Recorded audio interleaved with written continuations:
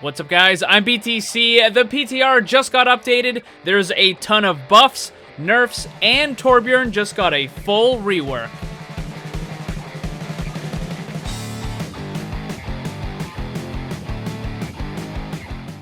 There is lots of cool stuff to go over. Let's get to it. First of all, for some reason, Reinhardt is disabled. I don't know why. You just can't use him. It's not in the patch notes, but he's probably just bugged with something or other.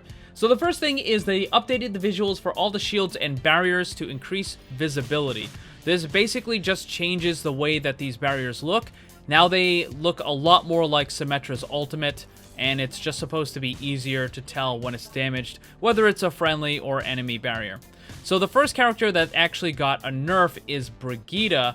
So her shield health was reduced from 600 to 500, and the developer comments say the health of Brigitte's barrier was extremely difficult for most heroes to deal with, even as she was able to close the distance with her targets. This change still provides Brigitte with substantial survivability, but should also be more rewarding for opponents who pressure her. That's not true. It's incredibly easy to destroy Brigitte's barrier, even when it was at 600 health.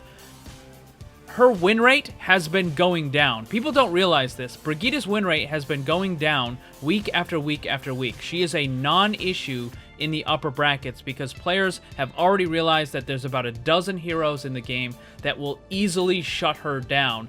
It's just, for whatever reason, other people don't want to adapt. They don't want to learn how to counter the character. They would just simply rather complain.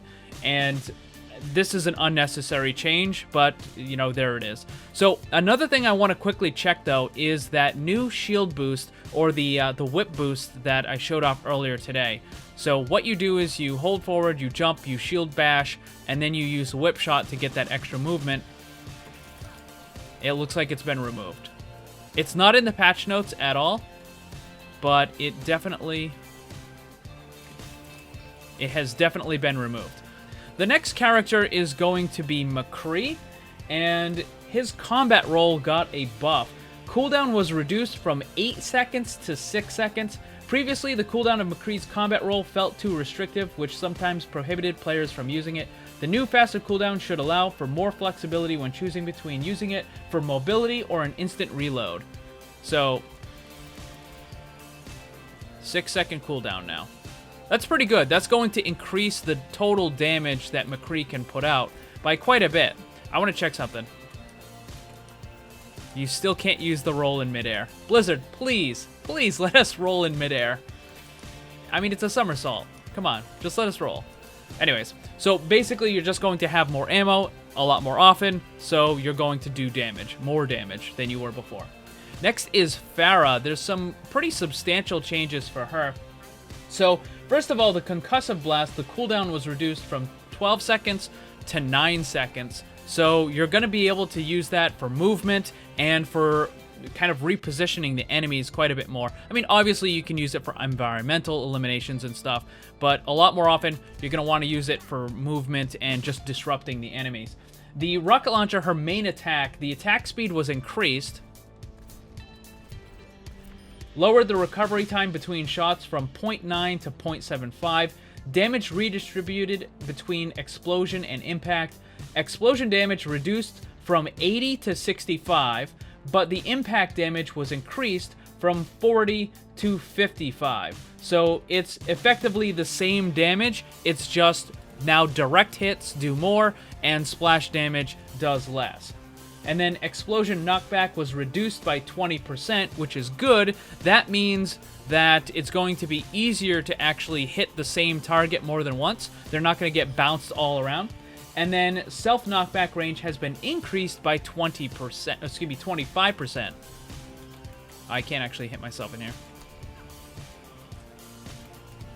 So you can actually rocket jump now more with your boosters there.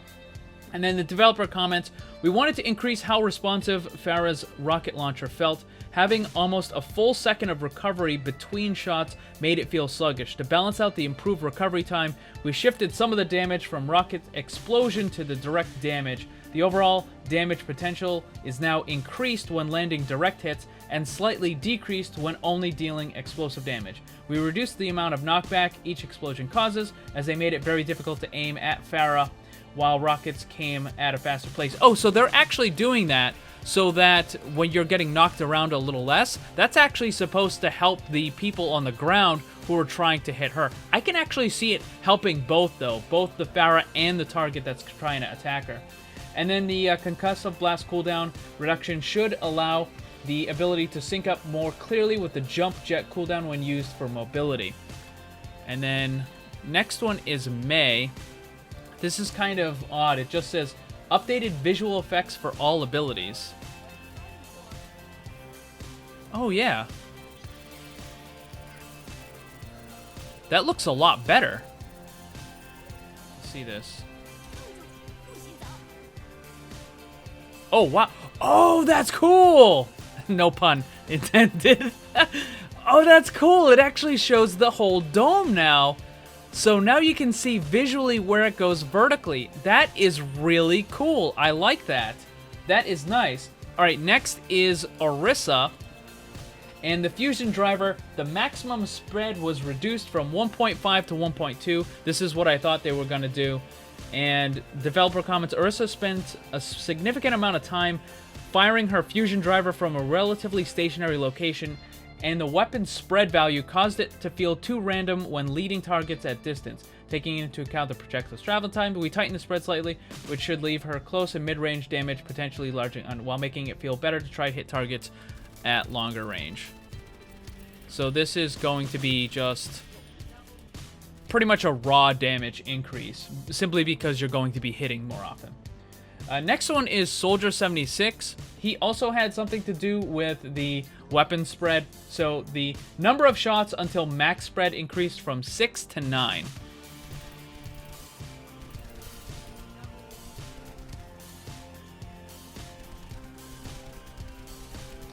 Okay, that's nice. So Soldier 76's damage output was a bit low, but not too far off from where we feel it should be, making it a few more shots to reach max spread, smooths out the weapon spread curve, and should help his damage be more consistent.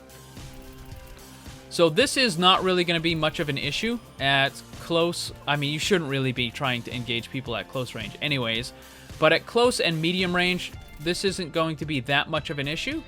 But at the longer ranges, like a little bit past medium to long range, this should allow you to just, full burst a little bit longer than before. So again, this is just going to be a raw damage increase. And of course, the last one is going to be Torbjorn. Massive changes to him, big rework. I think this is going to be really good for the character. So the first thing is reduce the size of Torbjorn's head hit volume by 10%. So he has a smaller head. The next thing is the projectile speed increased from 60 to 70. And reload time reduced from 2.2 to 2. And targets, the turret will now target enemies hit by your primary fire. So if I throw this, well, let's toss that out over there. And nice. So it went after that one first, even though this one is closer. That's pretty cool. All right, so the next thing is the alternate fire. Recovery lowered from 0.8 to 0.6. Fast, a little bit faster there. Damage per shot was lowered from 150 to 125. That is a pretty big chunk of damage that you kind of lose, though. That's 25 damage that you lose. But the reload time, again, was lower, and the spread randomization was adjusted. So, essentially, you can fire faster, reload faster, and your target is... your aim is going to be a little bit, or your, excuse me, the spread is going to be a little bit tighter. And all of that at the cost of a little bit of damage. Next thing is the turret, which you've seen me throw out a couple of times already. It's a thrown projectile. It will automatically build itself over the course of 3 seconds. No longer has different levels. the same damage output as the previous level 2 turret. Maximum health was reduced from 300 down to 250. And now incurs a 5-second cooldown when deployed and a 10-second cooldown when destroyed in combat. No longer able to deploy a new turret if the old one is in combat or while it's attacking, if it's taking damage or giving damage. If the turret has taken damage within 3 seconds, and now able to destroy it using the interact key, which is what I did right here. That just self-destructs it. And then will now complete self-building once deployed, even if Torb is eliminated. So if I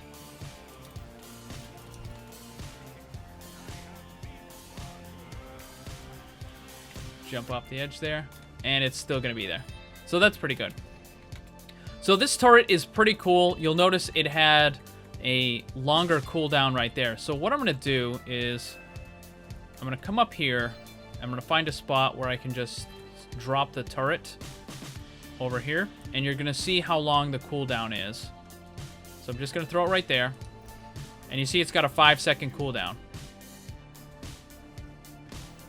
Now, I can do one of two things. I can either redeploy it, and it puts it on a 5-second cooldown, or if I destroy it, or it gets destroyed by an enemy, I have to go through another 5-second cooldown. So the cooldown for it is actually 10 seconds. Sort of.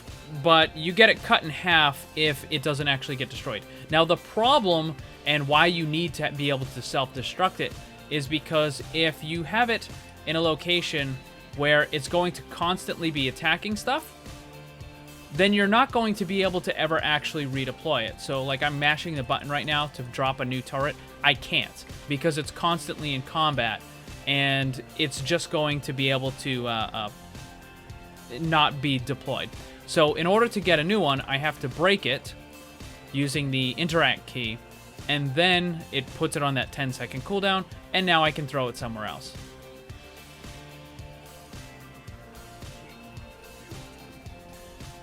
The second ability is called Overload. It replaces the armor pack, lasts for 5 seconds with a 12-second cooldown, temporarily grants 150 armor, increases attack, movement, and reload speed by 30%.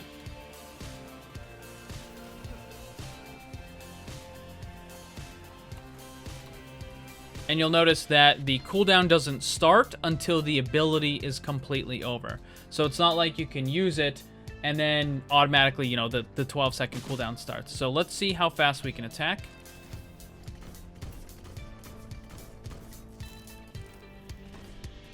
So you see, that's one of the reasons why they had to reduce the damage on the alternate fire, because if you're able to just burn that overload and then start attacking stuff,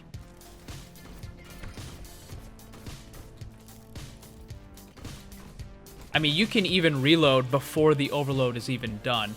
So that would just be way, way too much damage if they hadn't reduced that. So the next thing is, of course, his ultimate, which is still called Molten Core, but it's completely different from what it was before. You switch weapon from the rivet gun to your claw arm, and it lasts for 6 seconds. You can fire up to 10 molten globules that create damage pools where they land for 10 seconds. Bounces off of walls and ceilings until they come into contact with the ground. The base damage is 130. Damage increases from 130 to 190 against enemies who have armor. And the way that this was explained is it actually puts 2 different damage over time debuffs on the enemy. So you have the 130 damage one, and then you also have a 60 damage one. And whenever someone goes through it, they're going to take that 130 on any white health they have, and they take that extra 60 if they have armor. So let's say Reinhardt goes through it. He's going to start taking damage from both the 130 and the 60, which adds up to the 190, until he runs out of armor. As soon as he runs out of armor, he only takes 130 damage for the rest of the time. So that's basically what it is. So if you're trying to get healed through this ultimate, like if you have someone standing in it and they're getting healed but they have armor, then they're going to basically lose that armor almost instantly. Let me show you what the ability looks like.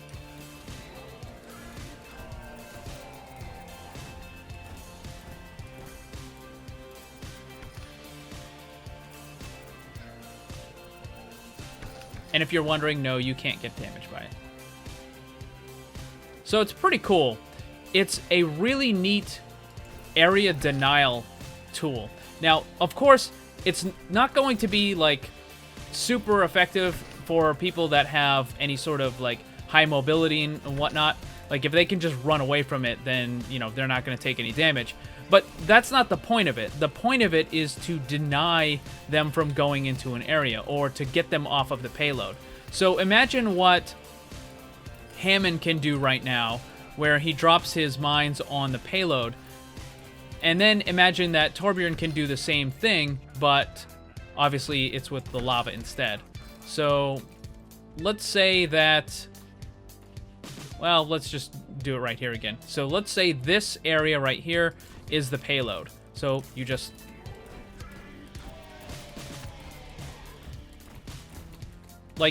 completely denied the payload.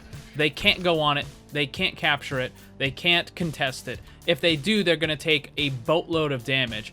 And these little things last for 10 seconds. So that's a good amount of time. I mean, you can pretty much outlast any of the overtime timers and whatnot in order to completely, you know, end the round or whatever. So that's actually quite good.